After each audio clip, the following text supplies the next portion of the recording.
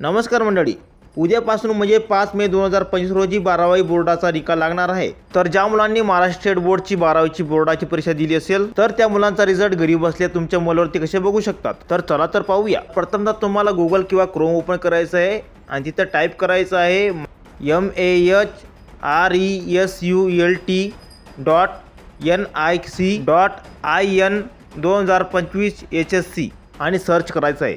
तर तुम्हाला या प्रकारचा इंटरफेस दिसतो आणि जी वेबसाईट पहिली दिसते त्याची HSC एक्झामिनेशन फेब्रुवारी मार्च मध्ये क्लिक करायचे आणि जर टाईप करता येत असेल तर मी तुम्हाला डिस्क्रिप्शन मध्ये लिंक दिली आहे, तिथे तुम्ही क्लिक करून डायरेक्ट जाऊ शकता। तर असा इंटरफेस ओपन होईल। याच्यामध्ये रोल नंबर तसं मदर फर्स्ट नेम आणि खाली व्ह्यू रिझल्टचं ऑप्शन दिले आहे। तर रोल नंबरच्या खाली ब्रॅकेट आहे तिथे क्लिक करायचं आहे आणि तिथे तुमचा रोल नंबर म्हणजे तुमचा सीट नंबर जो 12वी बोर्डाचा असेल तो टाकायचा आहे।